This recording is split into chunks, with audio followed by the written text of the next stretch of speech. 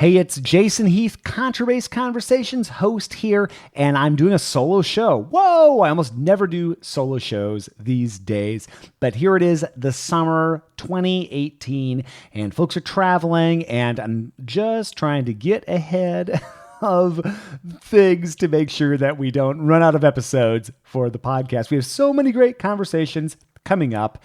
We're never going to run out of people to talk to for the podcast, but I have thought for a while what I could do with the solo show. And one thing that I've done in the past that I like to do, that I'm doing here today, is to reminisce over something that's come out on the blog recently. And we're going to be talking about youth education in the double bass world today. And my friend and colleague, Kate Jones, past podcast guest, she invited me to Minneapolis, Minnesota to take in the double bass related offerings for the 2018 Suzuki Association of the Americas conference. And by the way, I have a post for this, like I said, and I will link up to that in the show notes. So if you'd like to read and see videos and photos and all that kind of good stuff, you can do so there. So Kate teaches bass in the public schools in the Dallas-Fort Worth area. It's the Hearst-Euless-Bedford School District. I actually went to her school and did a bass clinic, which was so much fun,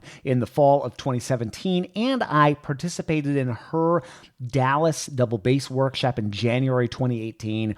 Big fan of Kate and everything she's doing, and she has been brought on board as the most recent Suzuki Association trainer, which is super cool. So she coordinated this panel of people that I got a chance to see in Minneapolis in May of 2018. That included Paul Ellison, the wonderful Paul Ellison, Virginia Dixon, who's a great Suzuki teacher trainer, just a big name in the bass world. Both of those people, past podcast guests, by the way.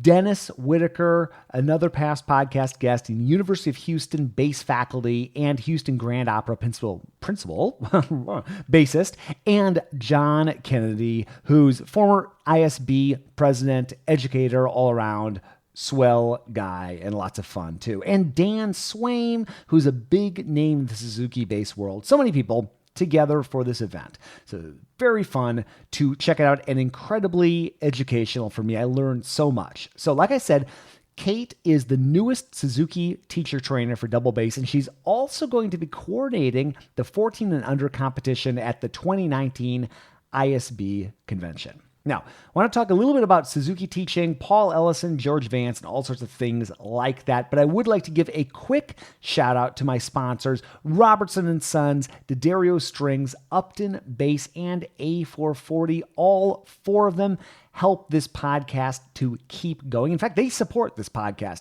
There are a lot of expenses associated with doing something like this. You may think, how can that be? You're just talking into a microphone and sending it out into the world. No. There's much more to it than that. We've got hosting costs for the podcast, for the website. We've got my great colleague, Trevor Jones, and we've got all sorts of expenses associated with travel and with, you name it. There's a lot that goes into this, and these people keep this going. So thank you, Robertsons. Thank you, Upton. Thank you, D'Addario, and thank you, A440. Now, my murky understanding of Suzuki teaching, I will muddle through this as best I can. I've spent over 20 years teaching music. This is Jason talking. 20 years teaching music to young people in a variety of settings. I've taught public school, I've taught youth orchestras, I've taught private lessons, I've taught university bass. And the inner workings of Suzuki teaching have always been a little mysterious to me. I never went to Suzuki training. I never went through Suzuki as a student. My wife was trained as a Suzuki harp teacher many years ago, and I remember seeing what she did, but I still have always felt like it's a little bit of mysterious territory. Now, also, I've been a big fan of George Vance and his materials, and most people who listen to this podcast, you've probably heard me yammer on about George Vance. I'm a big fan. He was a pioneer in young bassist education, and his impact on the bass world cannot be overstated. Now, I discovered his progressive repertoire books 20 years ago at this point, and I've been using them in my teaching ever since. I actually put together a video about why I like them so much, and you can find that in that post if you want to check it out. And I have chatted with so many bassists about George Vance. It's sort of a perennial topic of fascination for me here on the podcast. I've chatted with Tracy Rowell, Nina DeCesar, Ira Gold, Yoshi Horiguchi, Johnny Hamill, to name a few.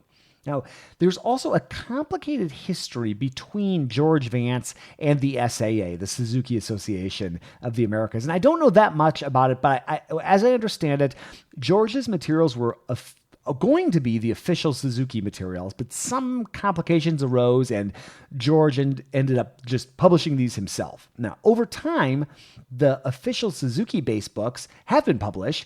Books 1 and 5 are out. Book 6 is in the final stages, and they're a result of a great team of bassists and educators, many of whom I met at the Suzuki conference. So the end result is that a large portion of the bass community uses progressive repertoire, and a large portion uses the Suzuki books.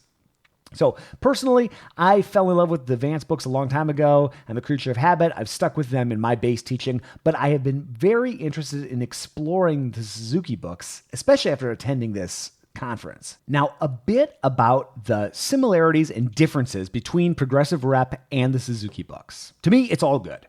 This was a huge takeaway of mine after attending the conference. Regardless of what we're teaching, of the pieces being taught, we're talking about the same stuff. We're talking about very similar approaches for both progressive repertoire and the Suzuki books. So both are repertoire-based. They're based on pieces rather than technical, exercise-based approaches. Simandl, belay, some of the other methods. Both use similar songs, similar pieces at similar points of development, and both focus on the bow and on tone above all else. I think those are some key takeaways for me for these approaches. Now, Yoshi Horiguchi did a great analysis of Book 1 of Progressive Repertoire.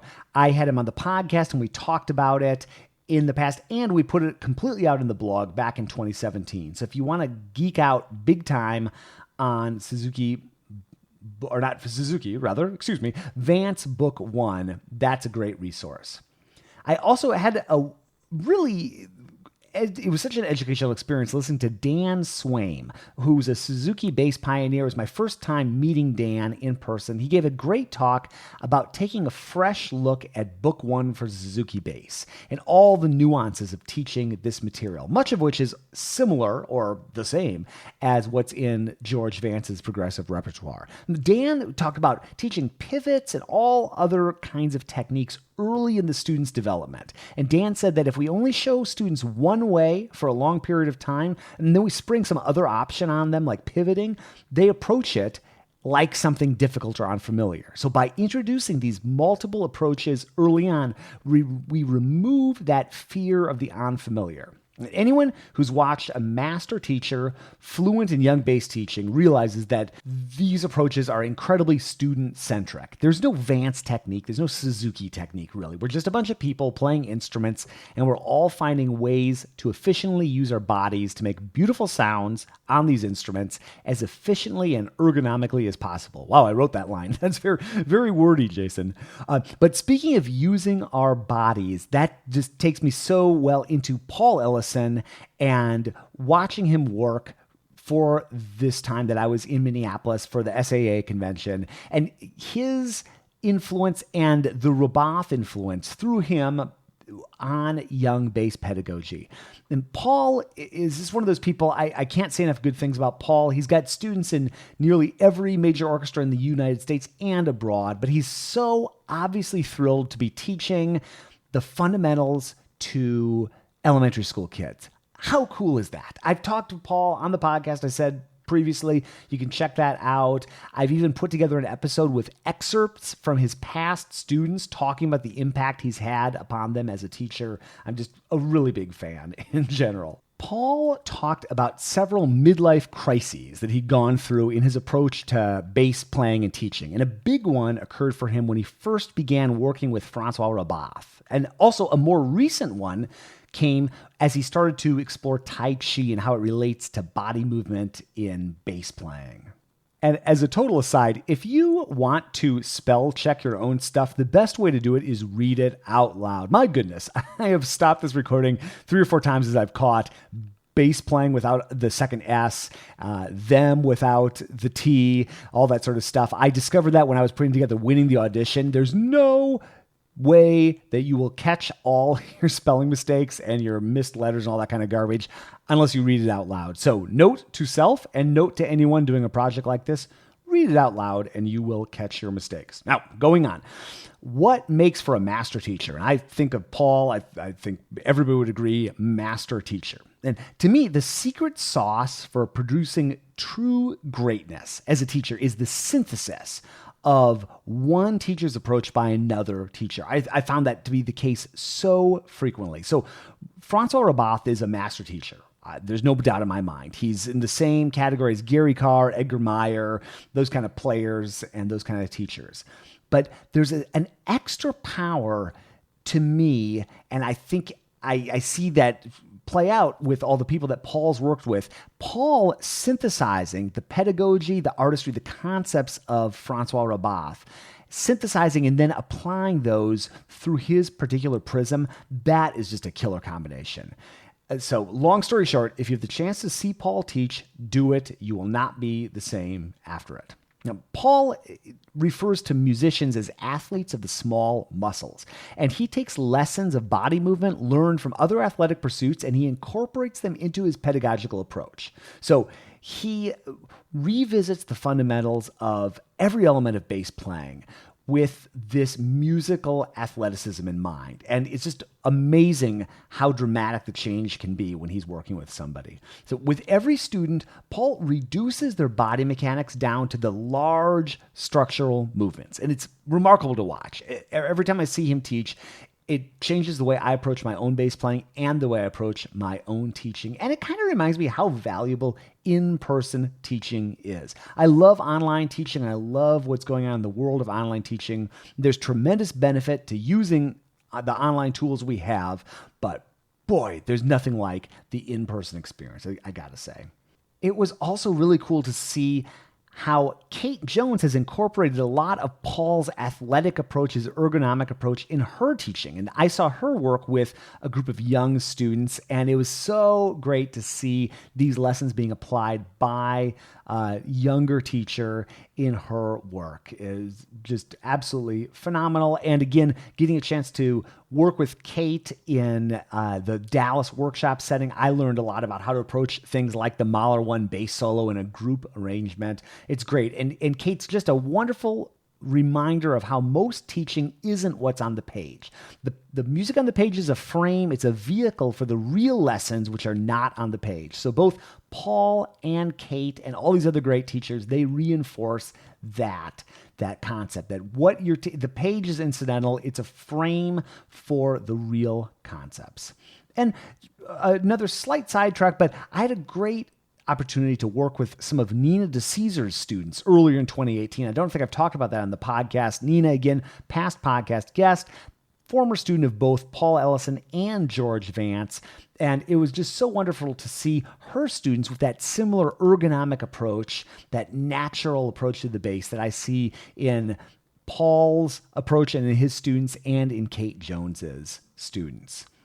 So long teaching career lessons. That was another thing that I took away from this SAA conference, hearing John Kennedy and Dan Swaim talk about becoming better teachers, talk about revisiting familiar concepts, and Virginia Dixon too, who I did not get a chance to see talk. I was still in South Dakota at that point, visiting family, but these people, we have so much to learn from them, and I got so much out of listening to John speak, and I've worked with John Kennedy at the Golden Gate Bass Camp. We've been on the International Society of Basses board together, but it was great to hear him sit down and talk through what do our students need in our work with them, in their lives and careers going forward, setting their own goals. He talked about how listening is a skill and learning is a skill, and it's a skill that's broken down into different parts and how you can model that and have enough repetition to get it automatic and predictable. And teaching is the skill. He talked about guiding people through progressive steps to every skill, providing a clear model, and encouraging others to do the hard work of repetition for mastery and to have the desire to do that hard work. So John, definitely long overdue for a podcast interview, and we will get that happening soon. And then Dennis Whitaker, another past podcast guest. He is one of my favorite teachers and players, and he's just a ball of energy and a force for good in the bass world. And he did a session on bridge repertoire, which is the music after you do something like the Suzuki or Vance books, but before you dive into the Kusavitzky concertos, the Bottesini concertos, the Heldenleben, that kind of repertoire. Dennis is putting together a tremendous resource. I'm not going to talk too much about it here because I'd like to have him on the podcast talking about what he's discovered and what he's up to. But expect more from Dennis soon. And I'll just sum up this short in-between episode of me flying solo with these final thoughts. And I want to quote Gary Karr in his keynote address at the 2017 ISB convention. He said, "We've come a long way, brothers and sisters." And that is so true. The same can be said for where the bass is, and it can definitely be said for where young bass education is right now. We've talked a lot on the podcast about how the bass is the most radically transformed instrument in recent times, and that's true in bass education for sure. We've got so many options, it can be overwhelming. But this new generation of teachers like Kate Jones and Nina DeCesar, they've taken these lessons from these teaching titans like Paul Ellison, George Vance, Francois Rabath, Virginia Dixon, Dan Swaim, and so many others, and they've synthesized them into their own approach, and I'm seeing it in their students. So exciting, with teachers like them leading the way. And I am looking at my blog post, and I actually wrote, not leading the way, but eating the way. That is not what I meant, and I will fix that right now. With people like them leading the way, the future is definitely in good hands. So I hope you enjoyed this between-isode as I fix leading the way. There we go. Again, there's always a lot of travel happening in the summer, and I'm just getting ahead here a little bit and putting out some things on the podcast that I've been meaning to do. So I hope you enjoyed this. Feedback at Contrabass Conversations will put you in touch with me. We've got such a great list of guests coming up. Don't even know where to begin. I'm not even going to begin except to say, follow along. And if you haven't subscribed, contrabassconversations.com/subscribe. Thank you to the team. I'm so thrilled to have these great folks: Steve Hinchy, Mike Cooper, Trevor Jones, Krista Copper, Mitch Mooring, everybody on board helping out with this. It's so nice to not be by myself doing all these. And I thank you for listening to this. And if you'd like to read the accompanying blog post again, go to the show notes at contrabassconversations.com. That's it for today. We will see you again soon for more life on the low end of the spectrum.